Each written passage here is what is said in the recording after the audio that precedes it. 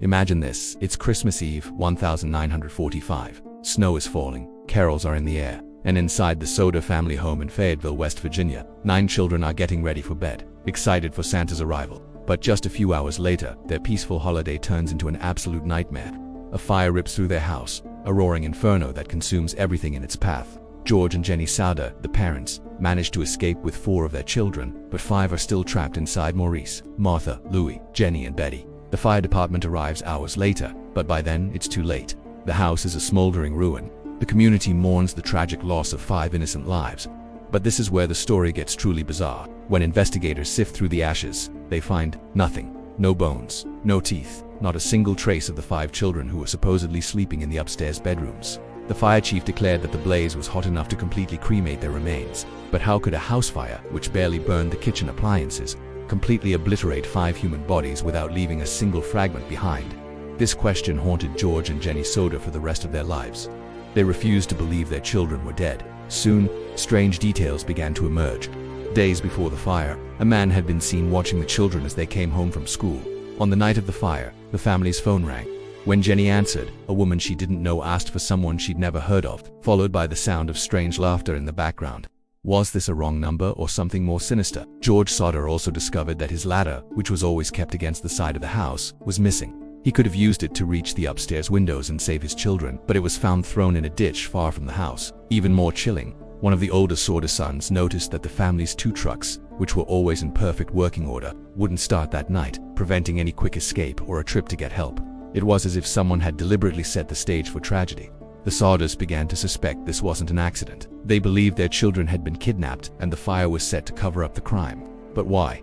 One theory points to George Sodder's outspoken criticism of Italy's fascist government. He was an Italian immigrant and was known for getting into heated arguments with other members of the local Italian-American community.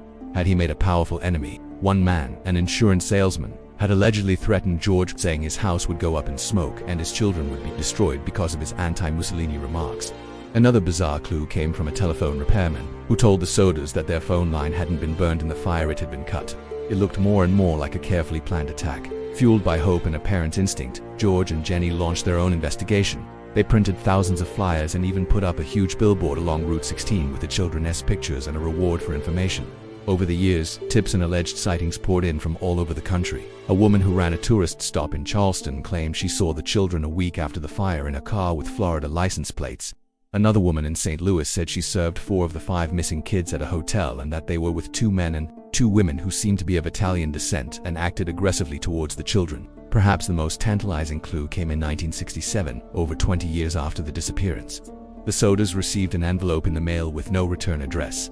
Inside was a photo of a young man in his mid-20s who bore a striking resemblance to their son Louis.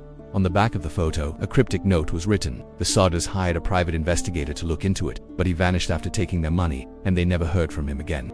To this day, the fate of the 5 Sodder children remains one of America's most haunting unsolved mysteries. Were they victims of a tragic house fire, as the official report claimed, or were they kidnapped in a sinister plot, living out their lives under new identities, completely unaware of the heartbroken parents who never stopped searching for them? The billboard stood for over 40 years, a constant, heartbreaking reminder of a Christmas Eve tragedy that left more questions than answers. The last surviving Sodder child, Sylvia, still believes her siblings survived that night. What do you think happened to them?